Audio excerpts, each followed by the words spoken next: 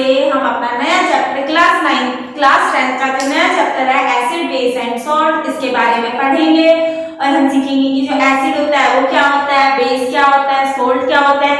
Acid के बारे में हम किस टेस्ट से पता लगा सकते हैं कि कोई भी चीज एसिड है या फिर बेस है।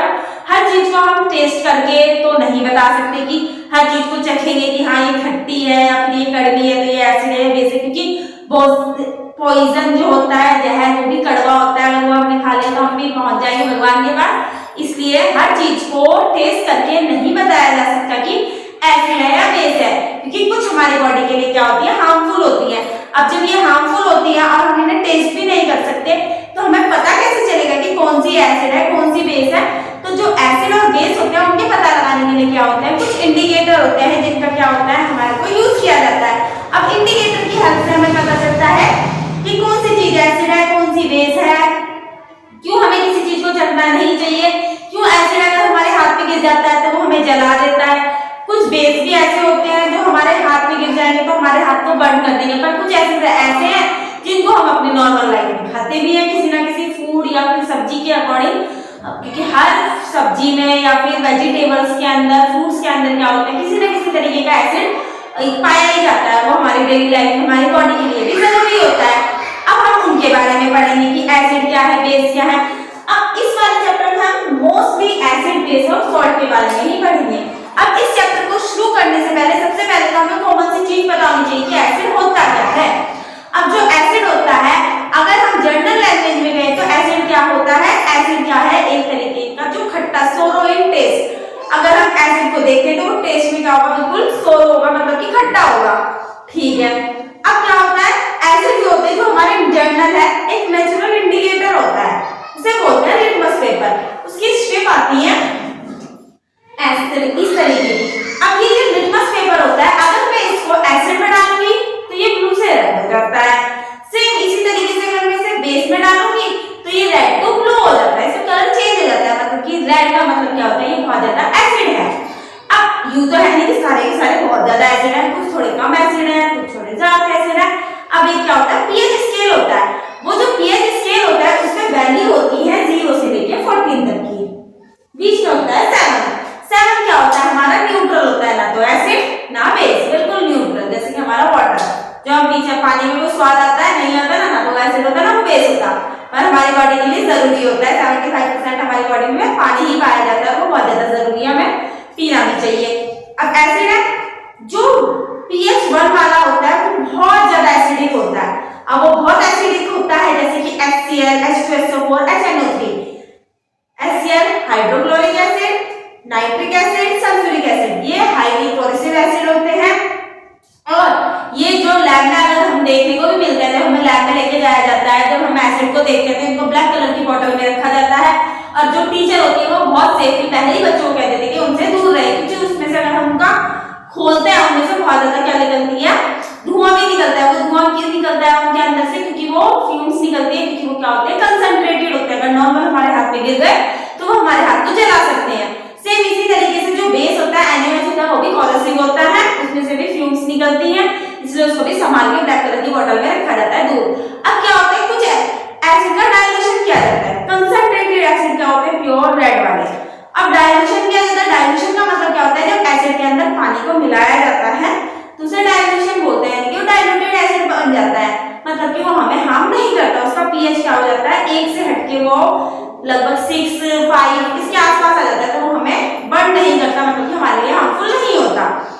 जनरली हमें पता चला। अब ये एसिड और बेस है उनको पता लगाने के लिए हमारे पास इंडिकेटर होते हैं। एक तो इंडिकेटर मुझे पता चल गया तो नेचुरल इंडिकेटर है जिसमें हमारा क्या आता है लिटमस पेपर। जो टर्मरिक होती है जो घरों में हल्दी यूज की जाती है वो भी इंडिकेटर का काम करती है। रेड कैबेज की जो लीफ होती है वो भी क्या होती है नेचुरल इंडिकेटर का काम करती है। अब कुछ क्या होता है हमारे सिंथेटिक इंडिकेटर होते हैं। जो हमारे सिंथेटिक इंडिकेटर होते हैं उसका मतलब क्या है वो लैब में बनाए गए हैं, जिसमें हमारा मिथाइल ऑरेंज नफ्थलीन आता है। जो हमारा मिथाइल ऑरेंज होता है वो एसिड में रेड कलर देता है और बेस के अंदर वो येलो कलर देता है। सेम जो फिनोक्सिलिन होता है कलरलेस होता है एसिड में और पिंक कलर देता है वो हमारे बेस के अंदर। इंडिकेटर क्या होता है, इंडिकेटर वो चीज होती है जो क्या करती है एसिड और बेस का पता लगाने में काम आती है। ठीक है, इंडिकेटर क्या होती है ऐसा तरीका होता है जिससे हम एसिड या बेस का पता लगाते हैं। इंडिकेटर नेचुरल भी हो सकते हैं है रेड कैबेज और टर्मरिक आता है, ठीक है। और सिंथेटिक इंग्रेडिएंट क्या होते हैं जो लैब में बनाए जाते हैं, साइंटिस्टों ने बनाए हैं, जिसमें फेनोल्फथलीन, मिथाइल ऑरेंज आता है। क्लास 10 में इन दोनों के बारे में ज्यादा बताया गया है। और जो हमारा मिथाइल ऑरेंज होता है वो एसिड को रेड करता है और बेस में पिंक येलो कलर देता है। सेम जो फेनोल्फथलीन होता है अगर उसे एसिड में डालता है तो कलरलेस हो जाता है और बेस में डालना है तो वो पिंक कलर हो जाता है, ठीक है। इतना पता चला एसिड टेस्ट में खट्टे। अब बेस क्या होता है? बेस क्या होता है? Bitter in taste. कड़वा करेला होता है सेम ऐसा ही क्या होता है बेस होता है। बेस का टेस्ट क्या होता है? बिटर होता है, जहर की कड़वाई होता है, पीछे मत देख लेना, ठीक है। तो वो क्या होता है? बिटर इन टेस्ट होता है, जिनका पीएच क्या होता है 14 होता है। वो लिटमस पेपर को क्या कर देते हैं? ब्लू कर देते हैं। इंडिकेटर क्या होते हैं हमारे? सिंथेटिक और नेचुरल कैसे भी हो सकता है, मैंने आपको बताया। लिटमस पेपर नेचुरल इंडिकेटर होता है, टर्मरिक भी नेचुरल इंडिकेटर होती है, रेड कैबेज भी हमारी नेचुरल इंडिकेटर होती है, ठीक है। और ये रेड ब्लू सब मैंने बता दिया। इसके बाद क्या होता है? ऑल्फैक्टरी इंडिकेटर होते हैं। अब ये ऑल्फैक्टरी इंडिकेटर क्या होता है? ऑल्फैक्टरी इंडिकेटर का मतलब क्या होता है? जिनकी स्मेल से पता चलता है कि एसिड है या बेस है, एसिड इंडिकेटर होता है। अब जो हमारी ऑनियन और वनीला होता है इनका एसिड और बेस को डिटेक्ट करने में मतलब कि एसिड बेस टेस्ट में का यूज किया जाता है। हमें पता है ऑनियन के पास उसकी कैरेक्टरिस्टिक स्मेल होती है, ठीक है ना। ऑनियन की स्मेल तो सबने देखी होगी, सबके घरों में होती है प्याज। अब जो हमारी ऑनियन है उसका एक्सट्रैक्ट निकाला, मतलब उसको लिया उसको पीसा, जूस टाइप का उसको बना लिया। अब उस एक्सट्रैक्ट में हमने क्या करा? सबसे पहले हमने क्या किया? बेसिक सॉल्यूशन लिया, बेस NaOH को ले लिया। अब NaOH को उस एक्सट्रैक्ट में ऐड किया। तो हमने जब अब क्या करा? हमने एक क्लॉथ लिया, क्लॉथ में हमने जो ऑनियन का एक्सट्रैक्ट था उसको अच्छे से लगा लिया। अब लगाने के बाद जब मैंने NaOH का जो सॉल्यूशन था उसके अंदर उसे डिप किया, तो डिप करने के बाद मुझे पता चलेगा कि ऐड किया हमने क्लॉथ की स्ट्रिप, देन ऑनियन को देखा तो जो ऑनियन की स्मेल थी कैन नॉट डिटेक्ट, वो स्मेल डिटेक्ट ही नहीं हो रही। और सेम हमने फिर क्या करा? वही ऑनियन का एक्सट्रैक्ट लिया, साफ वाला NaOH वाला नहीं। फिर हमने उसे क्या करा? एसिड के सॉल्यूशन में डाला। एसिड क्या हमारा? HCl हाइड्रोक्लोरिक एसिड में। तो जो हाइड्रोक्लोरिक एसिड में जब डाला तो उसने क्या कर दी? डिस्ट्रॉय कर दी। जो ऑनियन के पास उसकी कैरेक्टरिस्टिक स्मेल थी ना उसने उसको ही क्या कर दिया? डिस्ट्रॉय कर दिया। इसलिए जो ऑनियन होती है वो ऑल्फैक्टरी इंडिकेटर का काम करती है और वो एसिड और बेस के टेस्ट में यूज की जाती है। सेम इसी तरीके से हम क्या करते हैं? जो वनीला होता है, वनीला के पास भी उसकी प्लेसेंट स्मेल होती है कि वनीला कैसा होता है, स्मेल कैसी होती है। अब जब वनीला को उसके एसिडिक सॉल्यूशन में क्या करा? हमने वनीला को लिया, NaOH में डाला। डालने के बाद हमने क्या देखा? जो NaOH डालने के कारण वनीला में जो स्मेल थी वो डिटेक्ट नहीं हो रही। सेम इसी तरीके से जब हमने उसमें एसिड को डाला तो डज नॉट डिस्ट्रॉय, उसने उसकी स्मेल को क्या कर दिया? जो HCl था does not destroy smell of vanilla, जो वनीला की स्मेल थी उसको डिस्ट्रॉय नहीं किया। इसीलिए इन दोनों का यूज क्या होता है? किया जाता है एसिड बेस के टेस्ट में। ऑनियन बेसिक सॉल्यूशन, हमने ऑनियन का एक्सट्रैक्ट लिया, बेसिक सॉल्यूशन लिया NaOH का, ऐड की क्लोथ की स्ट्रिप विद ऑनियन के साथ, that onion smell can not be detect नहीं की गई। सेम हमने वही ऑनियन का एक्सट्रैक्ट लिया, HCl does not destroy, HCl ने ऑनियन की स्मेल को डिस्ट्रॉय नहीं किया, इसीलिए एसिड बेस का यूज किया जाता है। सेम इसी तरीके से वनीला के पास उसकी प्लेसेंट स्मेल होती है। जब मैंने उसको बेसिक सॉल्यूशन में डाला लाइक NaOH में, तो जो ऐड वनीला के साथ ऐड किया can not detect characteristic smell of vanilla के एक्सट्रैक्ट की कैरेक्टरिस्टिक स्मेल को वो डिटेक्ट नहीं कर पाया। सेम इसी तरीके से जब मैंने एसिड में डाला, HCl में डाला तो डज नॉट डिस्ट्रॉय, उसने स्मेल को ही डिस्ट्रॉय नहीं किया, एक में डिटेक्ट नहीं किया और एक में डिस्ट्रॉय नहीं किया। इसीलिए एसिड बेस जो ऑल्फैक्टरी इंडिकेटर होता है उसमें वनीला और ऑनियन को लिया जाता है। अब इसके बाद हम जो हमारा एसिड होता है उसके बारे में पढ़ेंगे कि एसिड क्या होते हैं। इलेक्ट्रिसिटी को कंडक्ट करते हैं, लिटमस पेपर को लाल करते हैं, और एसिड की अगर मेटल के साथ रिएक्शन कराई जाए या नॉन मेटल के साथ रिएक्शन कराई जाए, सोल्ट के साथ रिएक्शन कराई जाए, बेस के साथ रिएक्शन कराई जाए तो क्या होगा। अब जो हमारे एसिड होते हैं वो क्या होते हैं? फ्लोरो इन टेस्ट होते हैं। और अब हम पढ़ेंगे कि जो हमारा एसिड होता है वो क्या होता है। एसिड क्या होते हैं? केमिकल सब्सटेंस होते हैं जो सोरो इन टेस्ट में क्या होते हैं? खट्टे होते हैं, और ये लिटमस पेपर को, ब्लू लिटमस पेपर को रेड में चेंज कर देते हैं। और जो एसिड होते हैं वो क्या होते हैं? हमारे प्लांट मटेरियल में और एनिमल में पाए जाते हैं, उन्हें हम क्या बोलते हैं? नेचुरल एसिड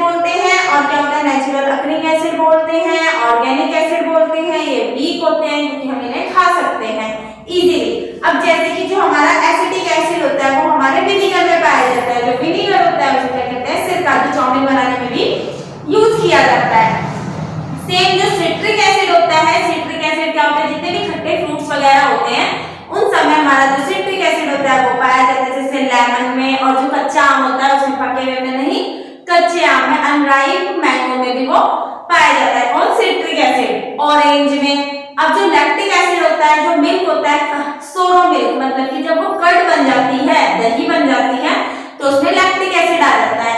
सेम इसी तरीके से जो टार्ट्रिक एसिड होता है वो जो कच्चे अंगूर होते हैं, अनराइप ग्रेप्स होते हैं, उसमें पाया जाता है। और ऑक्सैलिक एसिड जो होता है, जो टमाटर होता है, हमारा टमाटो होता है, उसमें ऑक्सैलिक एसिड होता है। फॉर्मिक एसिड क्या होता है, जब हमें चींटी डंक मारती है, मधुमक्खी जब डंक मारती है तो लाल लाल सा जो हो जाता है वो फॉर्मिक एसिड के कारण होता है।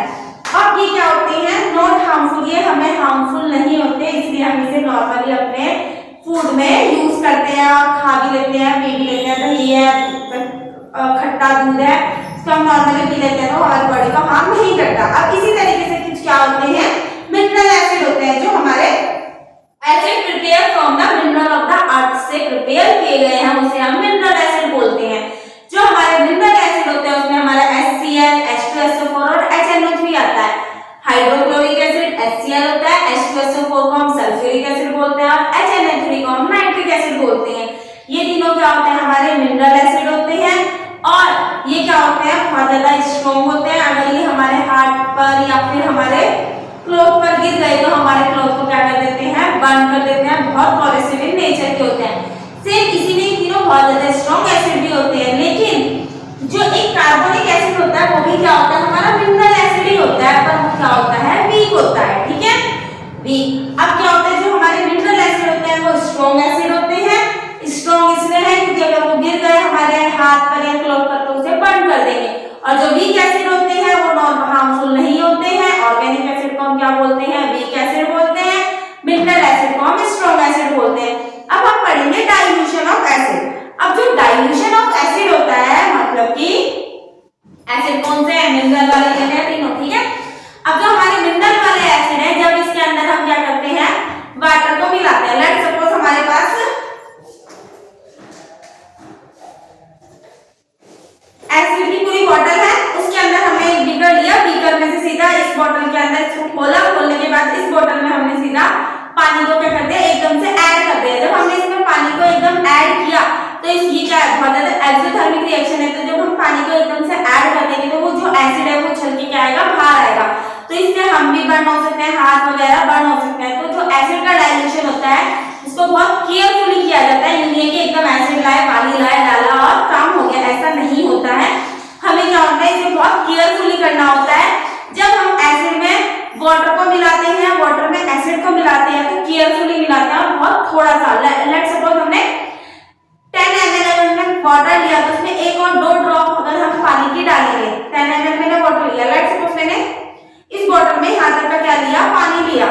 पानी लेने के बाद हम टेस्ट ट्यूब, जो हमारी टेस्ट ट्यूब होती है, उसको पकड़ के जब हम एसिड को ऐड करते हैं थोड़े थोड़े, और हम साथ में क्या करेंगे, इस बॉटल को, लेट्स सपोज अगर ये बीकर है तो बीकर को हम स्टीयरिंग हिलाते भी रहेंगे। हिलाते इसलिए रहेंगे क्योंकि वो बहुत ज्यादा एक्सोथर्मिक रिएक्शन होती है और बहुत सारा ऐसा वाटर होगा जो भाप बन के उड़ जाएगा फ्यूम्स में। और उसके बाद जब हम इस बीकर के नीचे हाथ लगाएंगे तो नीचे हाथ लगाने के बाद हमें गरम गरम भी महसूस होगा, क्योंकि जो एसिड है वो एसिड में जब हम डाइल्यूशन करते हैं तो वो एक एक्सोथर्मिक प्रोसेस होती है। जो एक्सोथर्मिक प्रोसेस होती है उसमें से क्या होती है, हीट रिलीज होती है। अगर हीट रिलीज हुई मतलब कि कुछ वाटर क्या हुआ, भाप बन के उड़ा। जब वो भाप बन के पानी उड़ा तो इस कारण से जो बीकर था उसके नीचे क्या हुआ, गर्म हुआ। तो जो एसिड और बेस का जब हम डाइल्यूशन करते हैं तो डाइल्यूशन करते हुए हम इजीली यूनियन के एसिड लिया, बेस लिया, डाल दिया, ऐसा नहीं होता।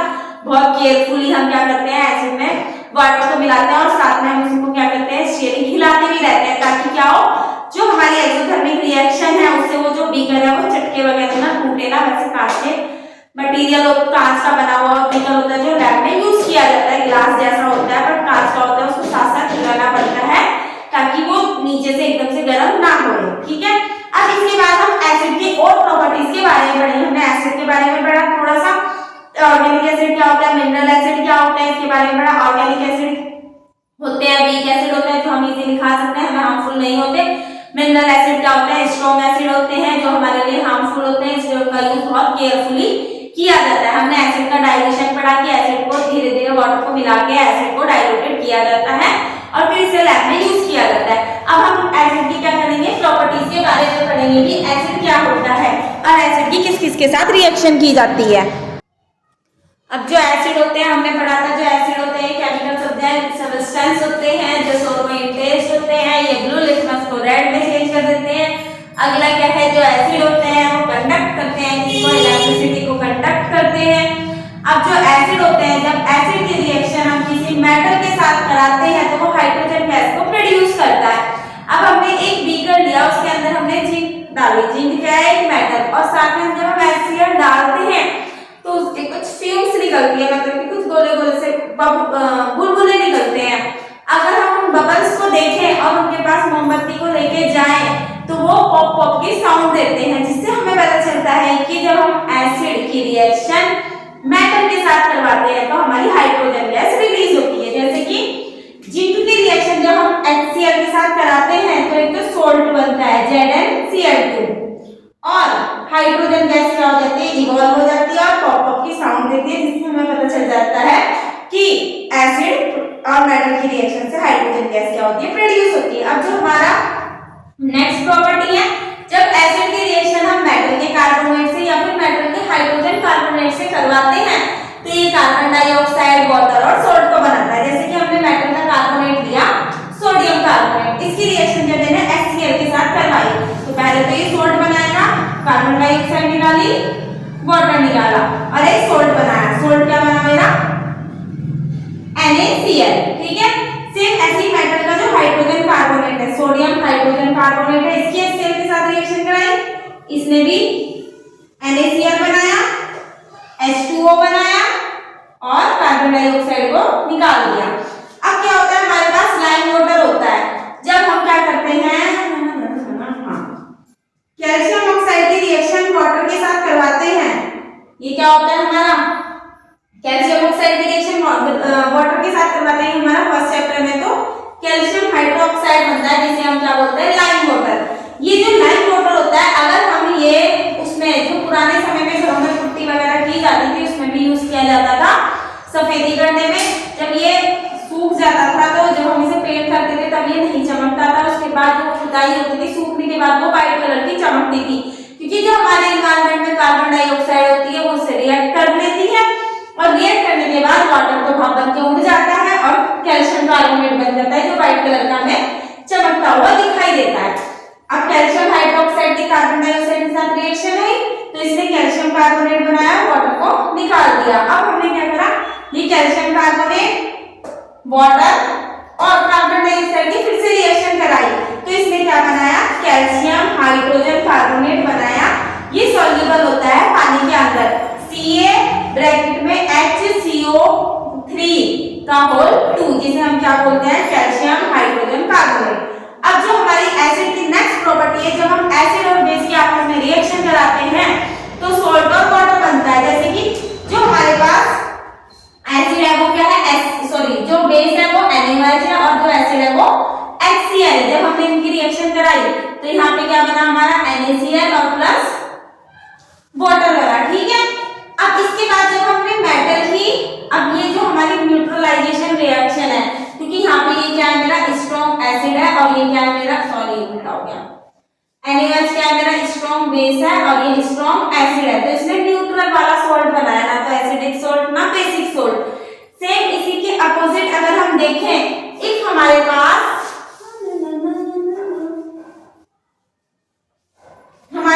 स्ट्रॉन्ग बेस है यानी कि NaOH और इसकी हमने वीक एसिड के साथ रिएक्शन कराई, लेट्स सपोज CH3COOH, ये है हमारा इथेनोइक एसिड। जब मैंने इन दोनों की रिएक्शन कराई तो रिएक्शन कराने के बाद CH3COONA और प्लस H2O बना, ये सोडियम एसिटेट बना। ये क्या है मेरा स्ट्रॉन्ग बेस और ये वीक एसिड।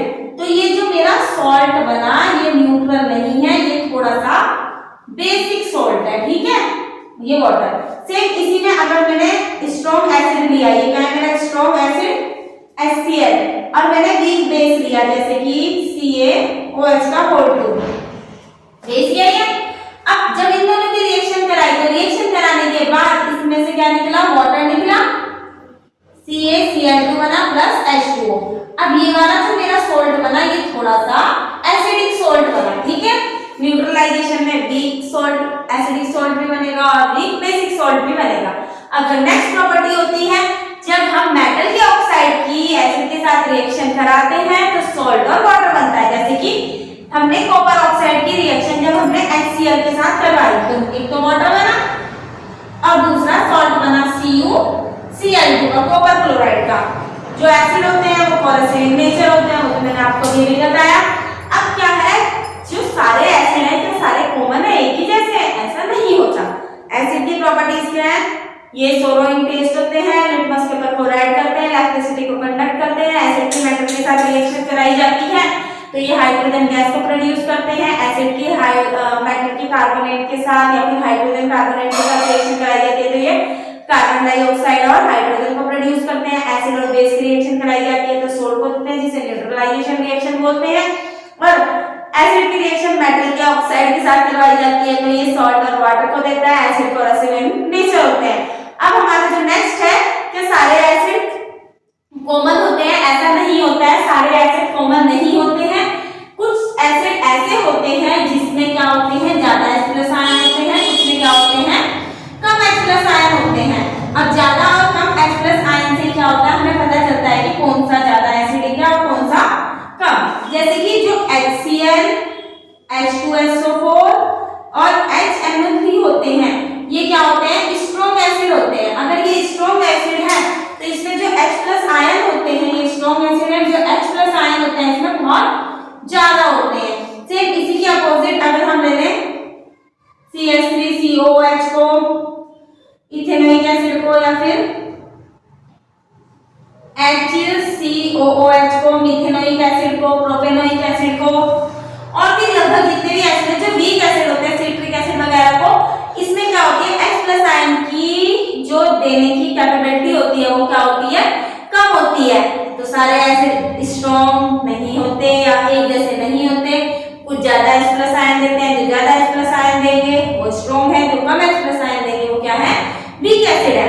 अब क्या होता है, हमने लिया कि हम बताते हैं कि जो हमने एक वो है एक्टिविटी है एनसीईआरटी की बुक के अंदर, हमें बताना है कि हमने दो बीकर लिए, यहाँ पे रोड लगाई, इससे कनेक्ट करके वायर से कनेक्ट करके यहाँ पे हमने बल्ब लगा दिया, ठीक है, और ये इस वायर से कनेक्ट है। यहाँ पे हमने क्या लिया, NaCl या वाटर का सॉल्यूशन ले लिया, लेट्स सपोज हाँ H2O ले लिया, इसमें H+ और OH- आयन है। और सेम एक और बीकर लिया, इसमें भी वही एनोड कैथोड बनाया, वायर लगाई, बैटरी सब लगाई, यहाँ पे हमने बल्ब लगा दिया। अब हमने इसको इससे जोड़ दिया और इसके अंदर हमने क्या भरा, ग्लूकोज भरा C6H12O6 या फिर हमने इथेनॉल को भर दिया C2H5OH, इसको ऐसे भी लिखते हैं CH3CH2OH, इथेनॉल। अब जो ये दोनों हैं इसमें देखा कि ये जो बल्ब है ये जल गया, मतलब कि इलेक्ट्रिसिटी इस वाटर में से पास होके जल गई। बट हमने जो देखा ग्लूकोज और इथेनॉल के सॉल्यूशन में से इलेक्ट्रिसिटी पास नहीं हुई। ऐसा इसलिए हुआ क्योंकि जो हमारा वाटर होता है, वाटर के पास क्या होते हैं, H+ आयन होते हैं। अगर H+ आयन है तो उसने इजीली क्या कर दिया, इस वाटर में से इलेक्ट्रिसिटी ट्रांसफर हो गई तो हमारा बल्ब जल गया। लेकिन जो ग्लूकोज और हमारा इथेनॉल होता है, इन दोनों के पास भी हाइड्रोजन होते हैं पर ये H+ आयन नहीं करते, मतलब कि ये टूटते नहीं है, ये C-H+ में टूट जाए ऐसा नहीं होता ना इसमें। जब ये अपने आयन में नहीं टूटते तो ये इस सॉल्यूशन में से इलेक्ट्रिसिटी को पास नहीं करते, तो जो हमारा बल्ब होता है वो ग्लो नहीं करता। अब इसके बाद हम जो बेस है उसकी प्रॉपर्टीज के बारे में पढ़ेंगे, सोल्ट के बारे में पढ़ेंगे, फिर इस चैप्टर को आगे पूरा करेंगे।